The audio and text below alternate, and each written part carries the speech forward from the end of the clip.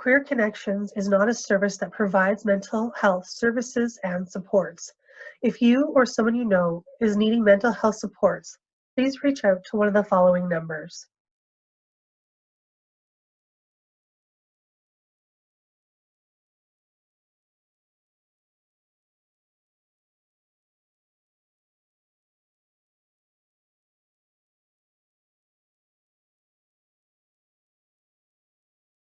In addition, we'd like to make it clear that the staff at Queer Connections are in no way trained to provide mental health supports or advice. We decided to start this workshop series with a workshop about mental wellness, as we feel right now everyone is or will be affected by mental health, and during this time it is at the forefront of everyone's mind. All right, hi everybody, and welcome to our first workshop through our YouTube channel. I am Leanne, and I'll be the host of this workshop. So our first workshop that we're going to be discussing is mental health and you. We felt that this was an appropriate topic, being the current situation with our quarantine. We felt that everybody was going to be in a situation of needing to practice good mental health. So we thought that would be a good place to start. So just a few points to start off with. So this is going to be posted to our YouTube channel on Monday, April 6th at 9 a.m. So you'll be able to have full access to the video that I'm creating right now and our PowerPoint as well if you want to look at it without me talking. Also, this is new technology for me, so please bear with me. I am not great with this kind of stuff, so we'll work together, and as I get used to the program and used to what we're doing, I'm sure I'll be able to make it better as time goes by. Hopefully it's fun and interactive, but it is going to be a lot of me probably talking to you, which is probably just fine, being that, if you've ever taken my workshops before, you fully know that I'm capable of maintaining a conversation all on my own without any help. So and we'll get right into today's topic. So today's topic, like I said, is mental health and you. So you can see here on the outline, these are the points that we're going to be talking about. So we're going to be talking about what is mental health, a good or a positive versus bad and negative. We're also going to define what is mental health versus what is a mental illness, because there is quite a difference between the two. Your mental health can lead into some mental illness, but we'll get more into that as we're going through the workshop. There's how does our mental health affect us, where to look for support both personally and professionally, and then how to support others, right? So what do we need from support from some people could be the exact same thing for others. It might look a little bit different. So some support on how to do that, right? And then again, 6 ways to boost our own mental health here at home and at work. So just to jump right in, pardon me, I have a little bit of a tickle today, so every now and then I may need a sip of my drink here. So please bear with me as I'm coughing through things here. So mental health is a state of our psychological and emotional well-being. Good mental health is characterized by a person's ability to fulfill a number of daily functions and activities, right? So it's the ability to express and manage a range of positive and negative emotions, along with the ability to form and maintain good relationships with others, okay? So mental health then, right? That's our day-to-day functions. It's how we can accept, having a bad day versus having a good day. How we manage those things, without it creating a really, really high or an extreme low, right? So it's being able to function relatively, I guess the word normal, right? So that's what they're looking for. So a bad or poor or negative mental health is described as a time when people may find it difficult then, obviously, to manage the way they think, feel, or act, and manage daily stress. So it's basically the exact opposite then of what good mental health would be, right? So the other thing to note is that poor mental health can then lead into a mental or physical illness if it's prolonged, right? So poor mental health can definitely affect us physically, emotionally, in all sorts of ways. And we'll talk a little bit about that more as we're going through. So then again, obviously here I've put the mental health, what it is, and it kind of iterates what mental health is, a good mental, positive mental health. It characterizes a person's ability to fulfill a number of key functions and activities, including the ability to learn, the ability to feel, express, and manage a range of positive or negative emotions, right? So you can see mental health and good mental health kind of are similar in a way, in that being it's how a person is able to function throughout the day in a healthy manner, right? So good mental health allows you to feel, think, and act in ways that help you enjoy life and cope with any challenges throughout the day. So then, excuse me, as we just talked about, we said I would define what is mental health then versus mental illness, because though the two kind of intertwine, they are completely different, right? So a person can have poor mental health but not have a mental illness, okay? So mental health refers to the emotional and physiological state of our being, right? So our state of our social well-being. So how we feel about ourselves, how we interact with people in the community. And it clearly says right here in my definitions that mental health is not the same as a mental illness, right? So the thing to keep in mind is that poor mental health can then lead to a mental or physical illness, which is still not mental illness, but it can cause a physical or mental illness within us, right? And that's where we get mental illness then. So mental illness can encompass a wide range of things, okay? So it's a range of disorders that affect our mood, thinking, and our behavior. So mental illness can affect anyone, right? It doesn't matter who you are, whether you're rich, whether you're poor, young, old, doesn't matter, gender, nothing, right? So people with a mental illness often will experience maybe distress or problems, maybe functioning at work or home and social situations. A mental illness is not something that a person can overcome, right, with willpower.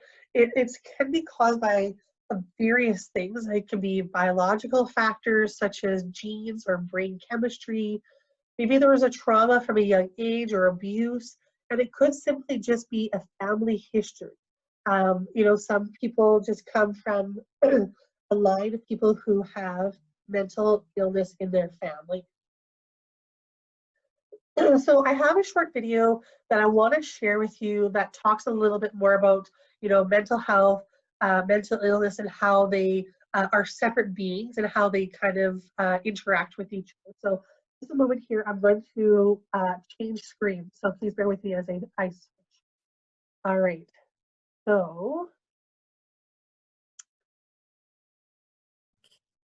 this is a video, and it's about 4 minutes long. So I'm just going to disappear myself so you can enjoy the video here without me being in the corner watching.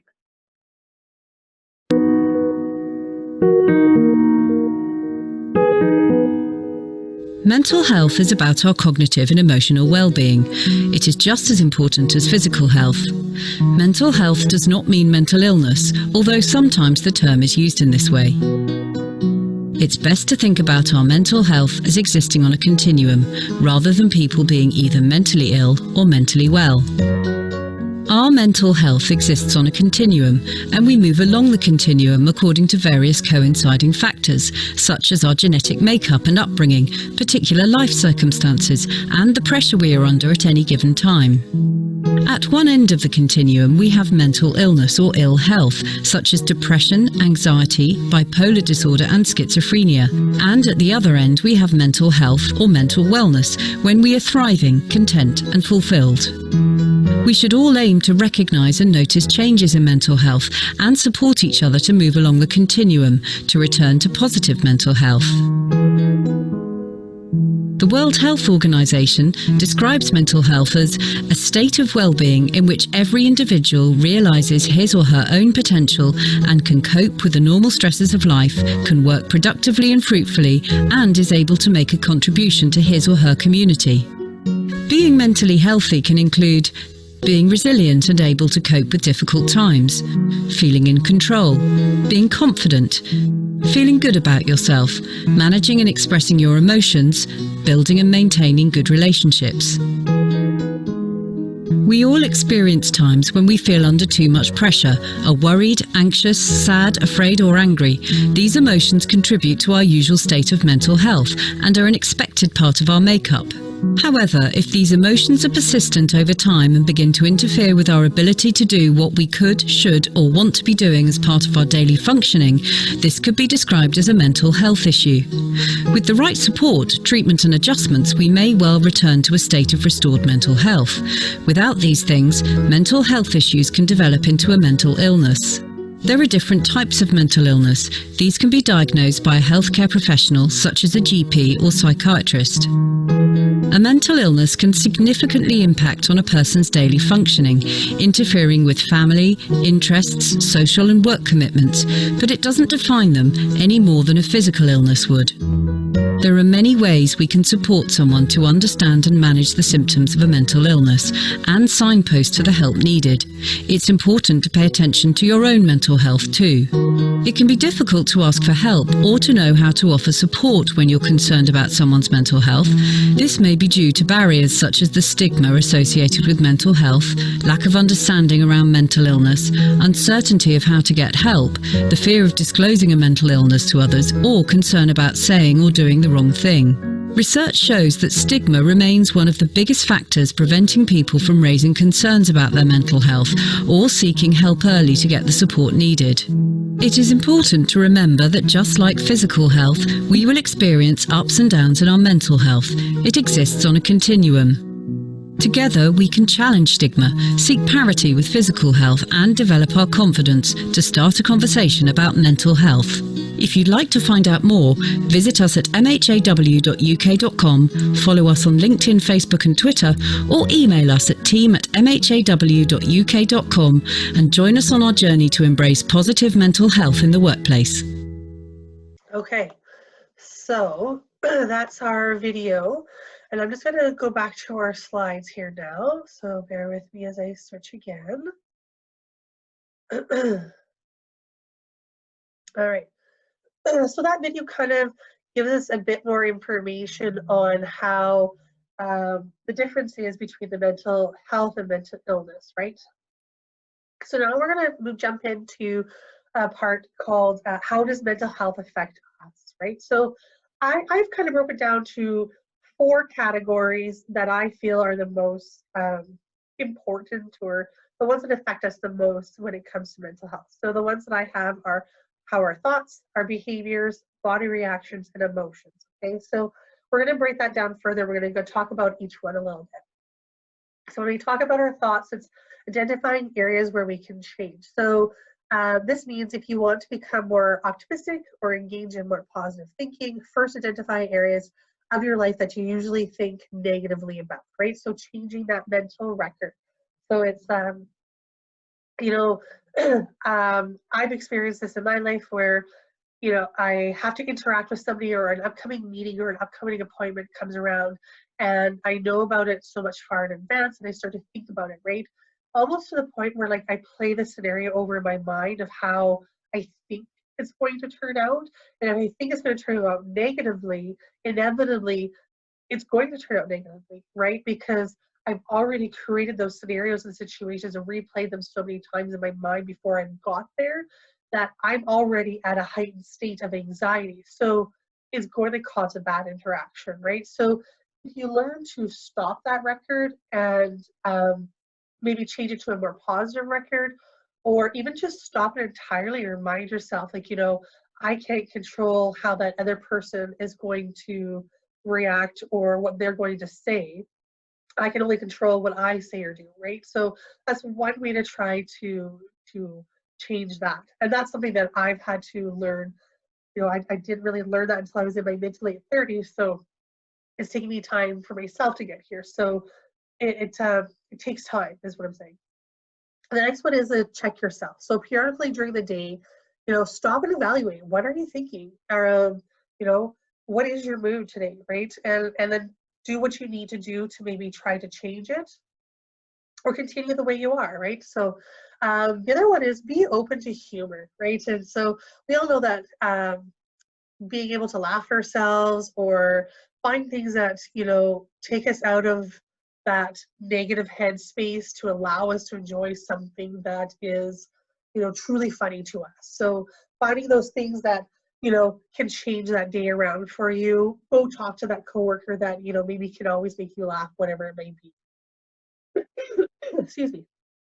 So following a healthy lifestyle is extremely important. So, aiming to get about 30 minutes of, good exercise throughout the day, um, and try to do that every day throughout the week. I know it's not always possible for everybody to get that 30 minutes in, but there are little ways that you can get it into your day. It doesn't have to be all at one time. It can be broken down into little bits, here and there. It could even be, instead of taking the elevator, take the stairs, right? After on your break through lunch, or if you have a coffee break throughout the day, instead of sitting at your desk, go outside for a walk if it's nice enough to go out, or even just walk around your office if it's big enough, go up and down the stairs a few times, use that hallway, whatever you got to do. Maybe even make it a group where you and a coworker every day get together and you just walk the building or something like that if it allows for that. Surrounding yourself with positive people. I can't express how important that this is, like, having healthy, positive relationships with, your social networks and family, friends, whatever it might be. I know it can be really difficult at times when there's somebody that you're really connected to, somebody you've known maybe all your life, and just their demeanor, their perspective on life, it's very negative and somewhat unhealthy. Maybe you feel like you're their last connection, social connection, whatever it might be. But if that person's negativity or is bringing you down to the point where it's affecting your mental health, you may need to limit or, set boundaries around how often you see that person. Okay. So practicing positive self-talk, which is something I kind of talked about a little bit already, and that's about changing that record, right? And so setting yourself up, instead of saying, I can't do this, or, I'm going to try today, right? It doesn't necessarily, you don't have to say, I'm going to do it, I can do it. But, even if you just set yourself with it, I'm going to try this today, changing something, right? So be encouraging with yourself. It's okay. Like, you don't have to be perfect every day. For example, like if maybe your goal is to lose weight or whatever, right? Um, you're going to have your good days, you're going to have your bad days. And don't dwell on the fact that maybe you had a bad moment or a bad day. There's always tomorrow. You can always turn it around. There's some way that you can pull something positive out of that, okay? So now behaviors. So behaviors, when you're thinking about your mental health and how it affects you, is that it changes your personality and your behaviors. And so there's different ways that it can affect you.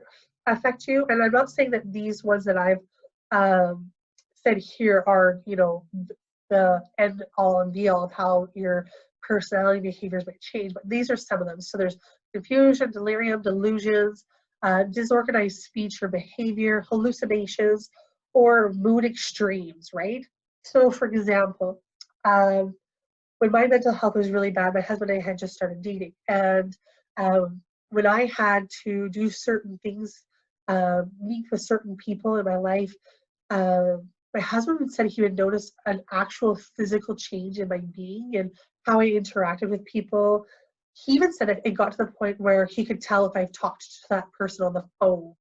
So for me, it was very much, it would change how I would react and interact with people. So you might not notice it, but people who are closest to you can see it, right? So be open to that support. These categories are not necessarily disorders, right? They're just one way doctors can organize different types of behavioral changes, right? So changes your personality behavior to help identify where maybe your mental health it is, maybe where you're on that scale and how much support you might need, okay? The next part is that body reaction. So your body reaction when it comes to mental health, and it affects us in many different ways, right? And because mental health is such a spectrum for everybody, some people it might affect differently, right? So no two people's mental health is going to look the same. So some of the physical things that can change, it can affect your physical health. So your ability to make decisions and fight off maybe chronic diseases. So you can see here on my list there, some of the ones that can come out, some health conditions are heart disease, high blood pressure, maybe a weakened immune system, asthma, obesity, gastro problems, premature death. So like, maybe it cuts your life down a little bit just because of all that hypertension that you're feeling from that mental health, right? So I'm not saying this is going to happen to you, but these are some things that can happen if we're not taking care of ourselves, right? So they say here too, it says depression alone can cause chronic fatigue, insomnia, maybe an increased sensitivity to aches and pains, right? So there's lots of little things that can just happen just if you're feeling depressed, right? So especially this time right now where we're all having to quarantine ourselves, depression is something that can definitely set in for us, for everybody, right? Because this is going to be a common concern, common issue for everybody moving forward, because there's that lack of connection for people, right? So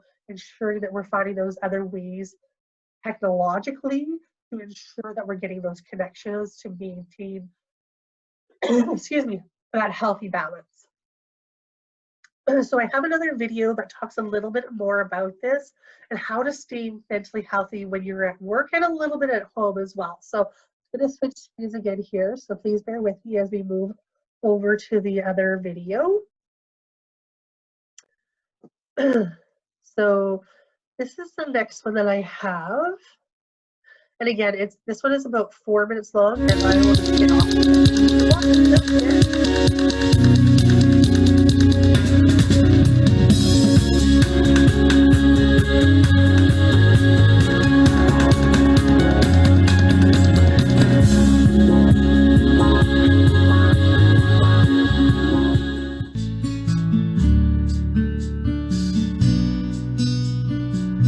So my own experience with a mental health condition was probably about 8 years ago, when I woke up in the middle of the night with a panic attack, with absolutely no idea of what was wrong with me.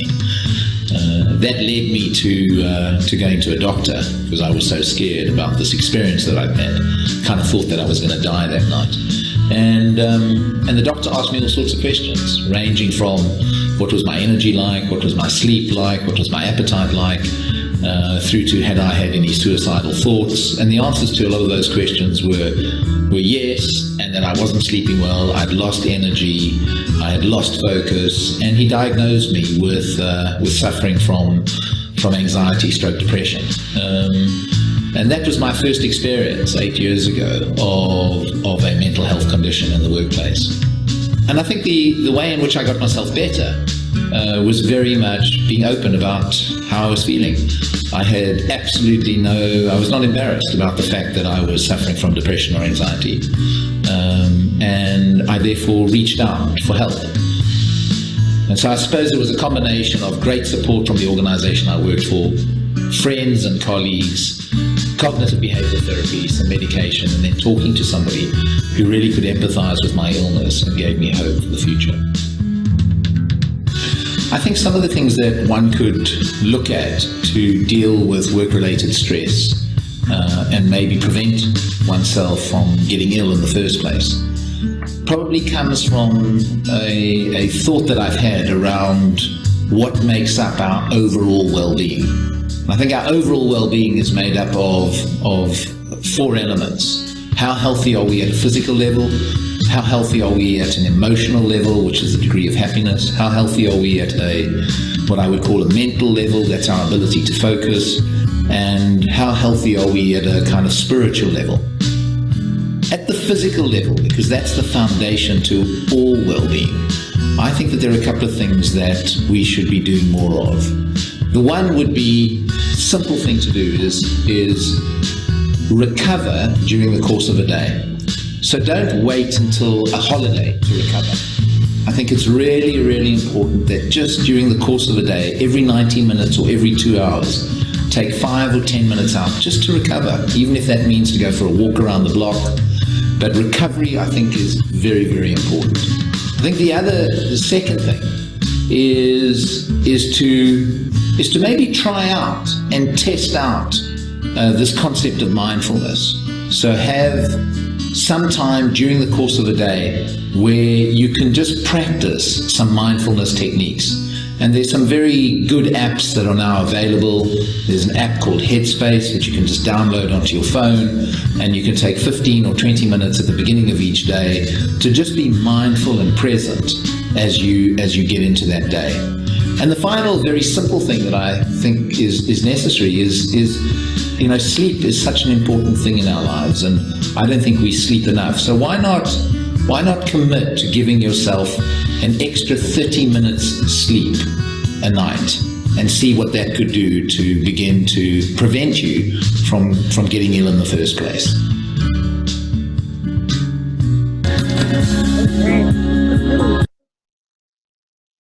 So, that's the end of that video. We'll go back here again to the other slide.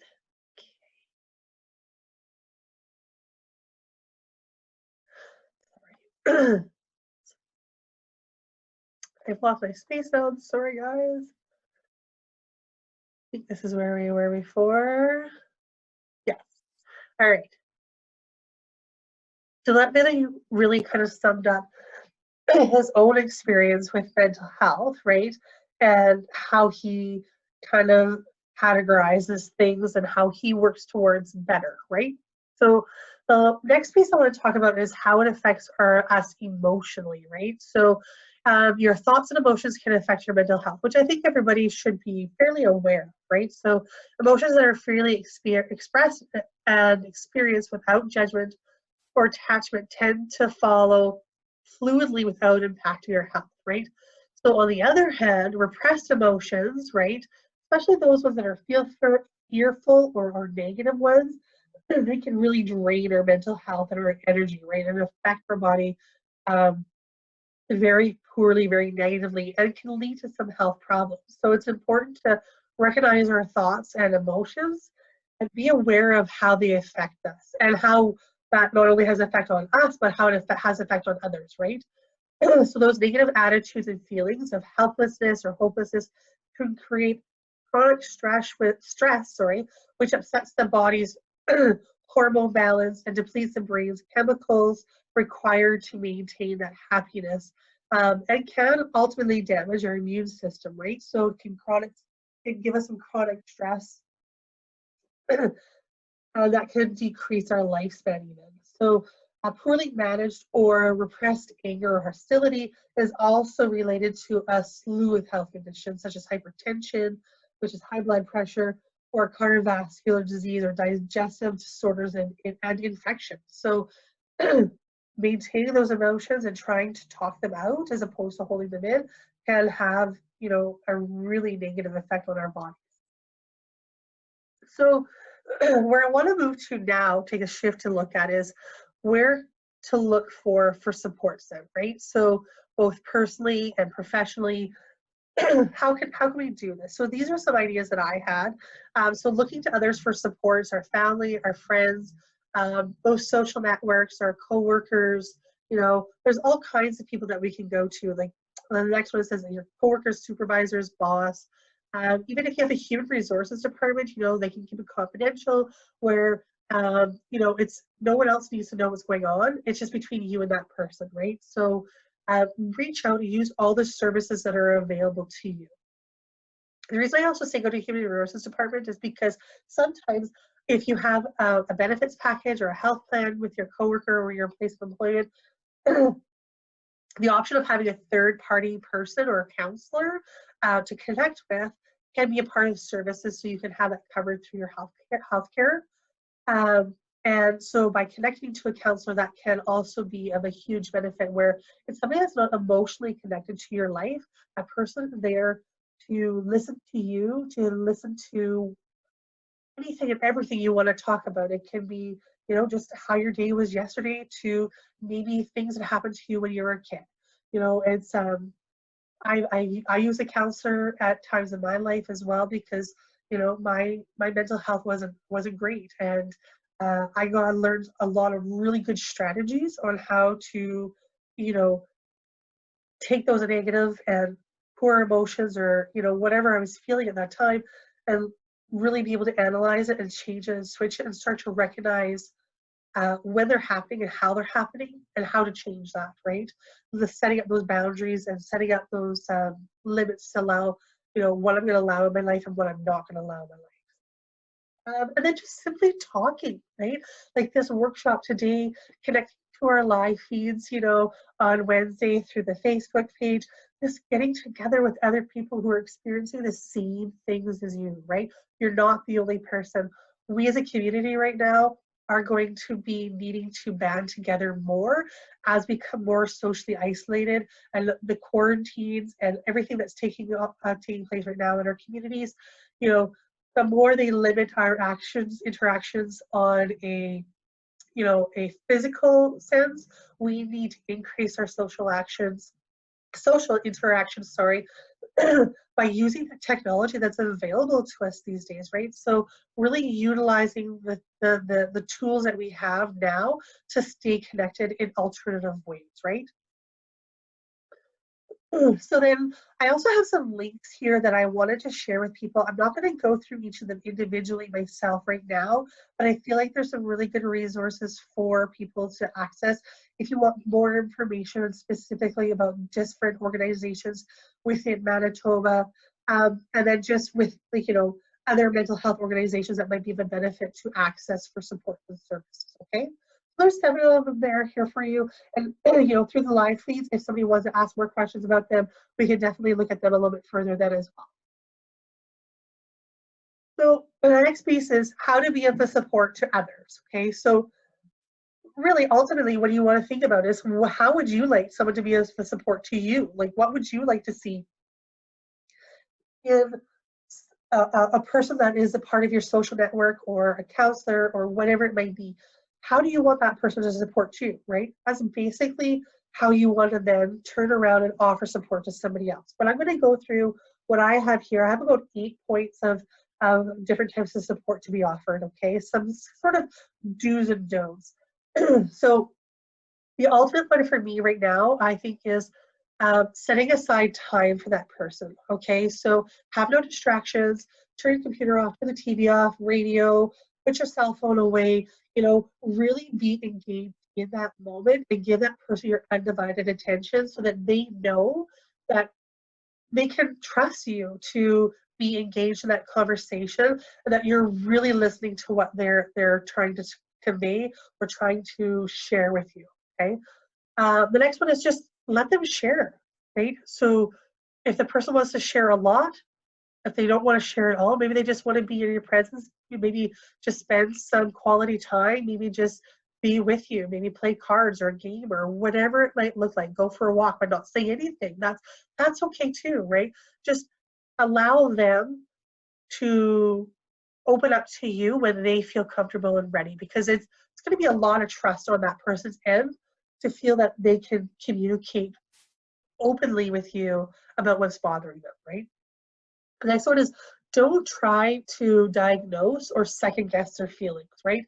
Probably aren't a medical expert. I'm not a medical expert, but I know while you want to be a support because you maybe invest in this person's life and you really care for this person, we're not trained counselors, right? So try not to make assumptions about what's wrong or jump too quickly to diagnose or create a solution for them, right? So quite often I'll go to my husband, I just want to decompress about my day and, kind of complain about what's happened and things that maybe turned out negatively for me. And immediately, because he loves me and he wants to help and support and care for me, right? He immediately wants to try to break it down so that he can find a solution for me so that I can make it better the next time, right? So sometimes I just want him to listen. Keep questions open-ended. So say something like, why don't you tell me about how you're feeling, right? So it's not, you're telling them how they feel, but keep it open. So the other one, like as opposed to saying, I can see that you're feeling sad today or low, or maybe you look like you're feeling a little depressed or whatever, is keep it open so that they can tell you how they're feeling as opposed to you telling them, right? And really try to keep your language neutral, right? So give the person time to answer. Don't give them like 1,000 questions all at once. Just be open to listening, okay? Next one is talk about well-being. So what I mean by that is just support positive, healthy interactions, right? Positive, trying to take, not necessarily dismiss that negative thing that's going on for them, or that their poor mental health or whatever it is they're experiencing at that time, but talk about maybe ways to enhance more positivity, right? So ensuring exercise and healthy eating and taking a break, right?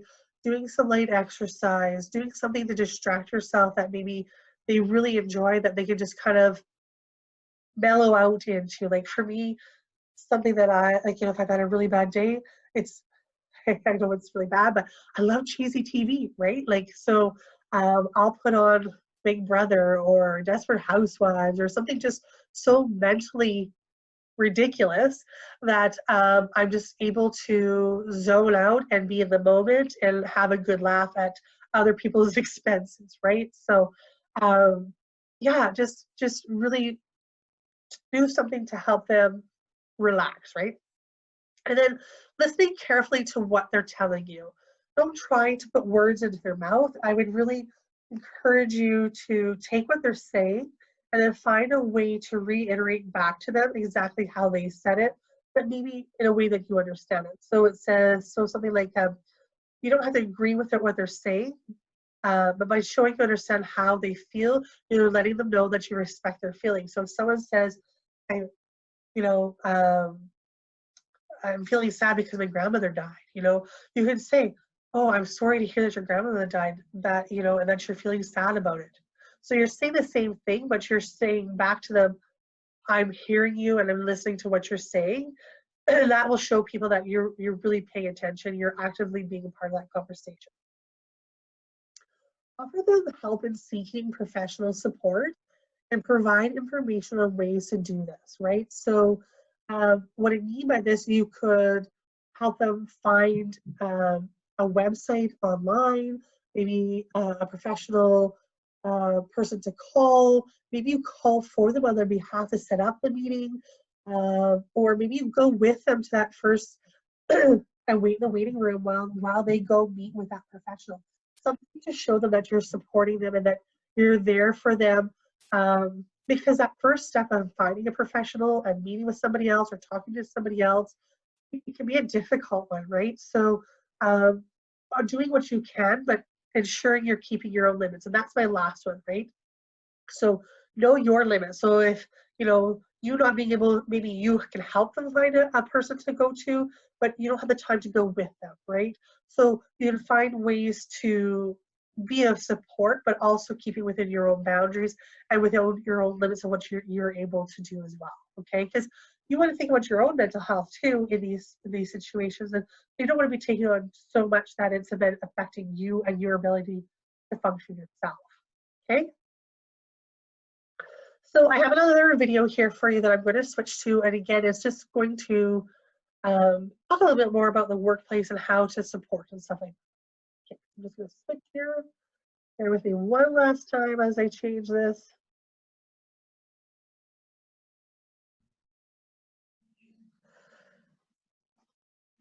Sorry, a little slow on this one.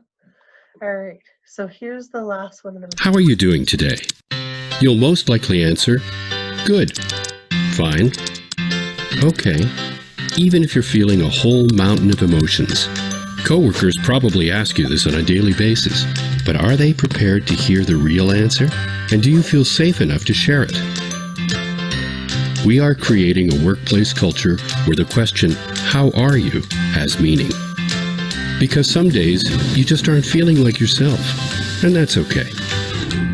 That's just part of mental health. And mental health is something we all have. And some of us will struggle with our mental health. 1 in 5 people experiences a mental illness in any given year. Meanwhile, twice as many say their job is very stressful. And 95% of all employees who call in sick for mental health reasons say it's something else. We want to make it safer to say what's really up. And here's how. The Not Myself Today initiative provides employers with tools to help build a mentally healthy workplace. From awareness materials that generate interest and prompt honest conversation, to tools and resources that equip employees and managers to have these very conversations, to hands-on activities that everyone can participate in, to resources and videos that encourage learning. There's something for everyone, so that all employees can play an active role in creating a mentally healthy workplace. Our initiative has already generated positive results from a number of participating companies. As an insurance company, I like to think we're pretty compassionate. We're there for our customers all the time. And it felt like we needed to do more for our employees. When we started planning our Mental Health Week, we found out about the Not Myself Today campaign, and we were really excited because it gave us a great starting point. It was contained all in one box. There was a great support system for helping us to figure out how to implement it, and it allowed us to really hit the ground running. I think it's important because there's so much going on in the world these days. There's so much change in organizations. There's the digital society. Everything's fast-paced. Everybody's always on, always connected. And we need to do more for people to break down the stigmas around mental health, for people to come forward and say it's okay to not be okay, to not have great days, and that's all right. Mental health has become the #1 disability, and it costs employers billions of dollars a year. As a result, we have to really pay attention to this and do all that we can to protect the mental health of our employees, our most important asset. People have collected the mood buttons. They have been to our information sessions. They have been asking more about the program. They have been engaged in the materials. They've done all of those things, but the bigger benefit from my perspective is that they've just been much more comfortable talking about mental health struggles, whether in supporting one of their colleagues or in talking about the struggles they face directly or with respect to their kids or their family members. And so as a firm, I think we've gotten much more comfortable having that conversation, and that makes all the difference in supporting the people we care about. 100% have reported a positive response from employees. 96% have seen an increase in employee awareness and understanding of mental health and illness. And 98% reported that it prompted conversation and dialogue about mental health in the workplace. We want employees to know that it's okay not to feel okay, and that their mental health matters. So, the next time someone asks, "How are you doing today?" what will you say? Join Not Myself Today and start driving positive change in your workplace. All right. Okay. How are you doing today? You'll most likely answer, Sorry, guys. Okay, I'm just going to switch back to the slide one more time here. Okay, so that last video there really showed for us how some ways that, it's really changed for employers and coworkers and stuff, and how they banded together to really make some positive changes in their own workplace, right? So the last little bit here I have is 6 ways to boost your mental health at work and at home. So it's a lot of, oops, sorry, I switched the slides there. A lot of the same stuff that we've already been talking about, but I just wanted to kind of recap some of the things that you can be doing right now at home while we're on this quarantine, or even continue post-quarantine and we're going back into work and we're trying to maintain that healthy mental health, right? So staying social connection, staying socially connected, sorry, my apologies. And we've talked about, what can you do to do that, right? So, hosting, things like what we're doing here with these workshops, or connecting with people, calling, doing FaceTime, doing Skype, whatever it is that you're capable of doing to maintain that social interaction that you need to ensure that you're mentally healthy, right? Reaching out to those people, even if you think, oh, that person's good, you know what? Because of the way things are right now, we may not be, even if that person, that's the person you lean on, check on it in on them as well, right? Staying active is something also that's going to help us. I know, we have to limit how much we're interacting with others, but there's so many ways that we can maintain that activity level, even though we're trying to avoid, and maintaining that distance between people and stuff, right? So, going out and going for hikes, there's those sort of things, going for walks, just ensuring that you're safe and you're maintaining that safe distance when you are out and about. Managing stress, however that might look, reading a book, cross stitch, sewing, art, making music, dancing in your living room, however that works for you. Do what you need to do to ensure that that stress is coming down, right? If it's turning off social media and all the news and just being in your own little bubble, do that too. That's what I've had to do. If I'm on, watching the news too much, or paying attention too much to what's going on, it just kind of lays heavy on me and I can't handle it, and I have to disconnect from that right now. I mean, I get the necessary information I need so that I can stay informed, but I don't have it on 24/7 in my background. Like, I usually listen to the CBC radio every day. Most of my coworkers know that it's on in my office all the time. Since we've been home, and I've been home since March 12th, I haven't had the CBC radio on once, just because it's too much. If I'm listening to it all day, I can't. My anxiety and my everything just kind of builds up, and I can't function, right? So that's something that I've been doing to manage my stress. Staying brain healthy, so whatever that looks like, doing crossword puzzles, Sudokus, puzzles, and just themselves, playing games, trivia games, whatever it looks like for you to keep that brain active, right? Being engaged and keeping your mind sharp. Quality sleep, that's something that we've talked a lot about. Even the gentleman in that second video, he said try adding 30 minutes every day to your sleep routine, right? So ensuring that your space that you're sleeping in is conducive to that, having limited light, limited, noise, and other pieces that can distract you sometimes when you're trying to have a quality sleep. And then just finding meaning and purpose in your life. That's the last one I want to talk about. Creating roles for yourself where it's not, employment focused, it's not family focused, friends, whatever, right?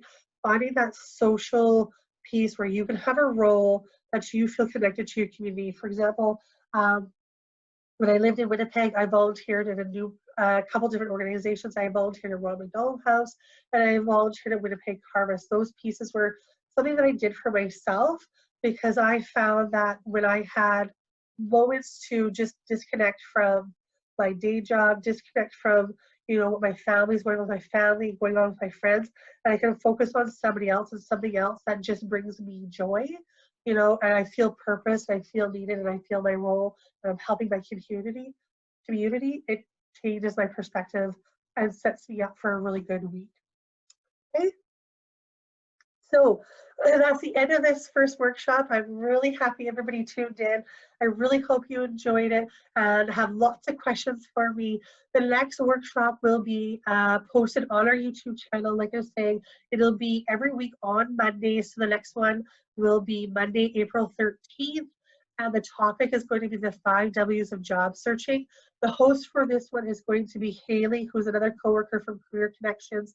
So please tune in and support her. This is going to be her first time doing a workshop as well, using this technology like me. So let's all gather together and really bring her some support on that one. Also going to be hosting, along with this workshop, a question and answer session live on our Facebook page. It's going to be on Wednesday, April 8th, this coming Wednesday, 2 o'clock. It's on our Facebook page, okay? So it's going to be a live interaction where people can give me questions live through the Facebook page, or if that's not something that you like to do, or you have another commitment at that time, you can email them to me at the email address that I have here on this slide for you guys, and I'll read those questions out loud live during the broadcast. The other thing too is the broadcast does record, so we're able to maintain that. If for some reason you're not able to see it at the time, you can go back and look at that live feed as well. All right, thanks for tuning in today, and I really enjoyed connecting with everybody, and I can't wait to continue doing these workshops and sharing with everybody with the different topics that we have coming up. All right. Have a good day. Stay mentally healthy, everybody, and keep well.